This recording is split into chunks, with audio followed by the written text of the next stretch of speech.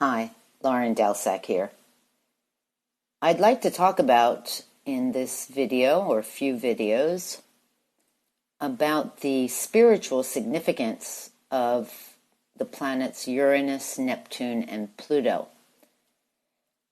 It's not an easy subject to discuss for many different reasons, and it's very hard to put it into words, but I'm going to try to do the best that I can.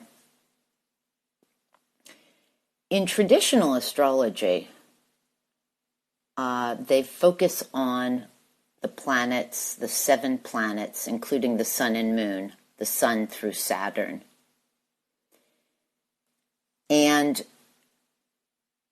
without including Uranus, Neptune, and Pluto, and just using those 7 planets, it really limits things to the material, mundane world. Saturn is the planet of limits and restrictions, and it deals with time. And so we're really dealing with everyday events in our life. In order to transcend the boundaries of Saturn, our consciousness has to go beyond those limits, kind of like breaking out of the rings of Saturn.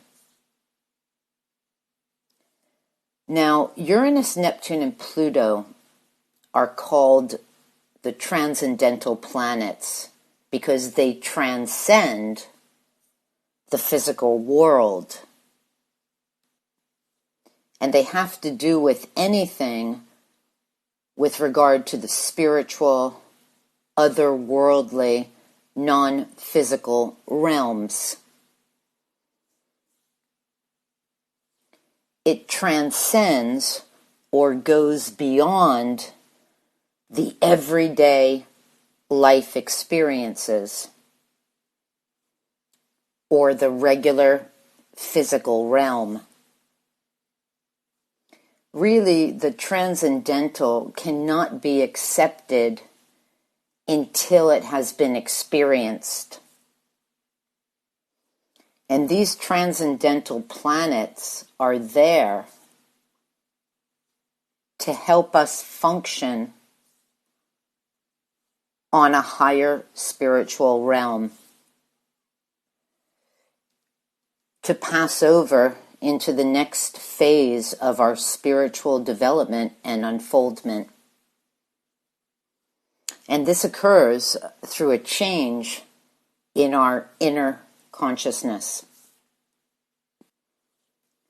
Now, on a spiritual, transcendental level, the planet Uranus is the great awakener. We've all had moments of aha, epiphanies, revelations, major insights. These are examples of how Uranus brings in, like lightning, into our consciousness, these kinds of revelations, let's say, with lightning speed. And I'm sure many of you can relate to what I'm saying because you've had these experiences. But on a much deeper and profound level,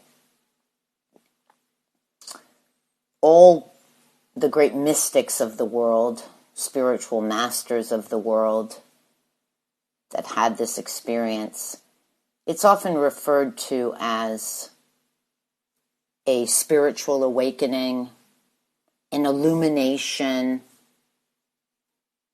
Sometimes it's referred to as cosmic consciousness.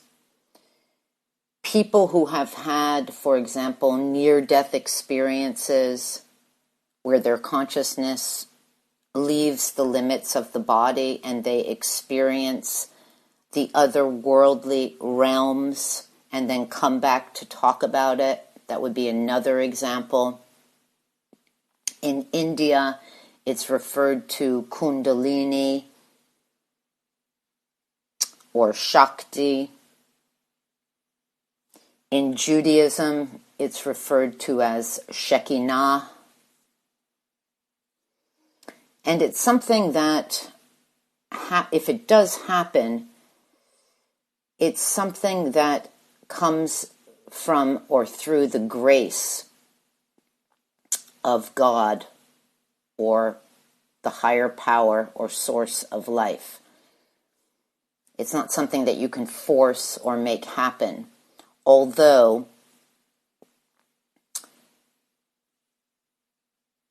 it generally happens to mystics and people that have deeply probed to understand the mysteries of life. So it can happen through an intense religious focus or interest in philosophical understanding and things like this. And when it happens in a sudden, unexpected way, all symbolism of Uranus. So in other words, it's not something that anyone could even prepare for. I'm going to move on to part 2 to keep these videos short. Thank you for listening.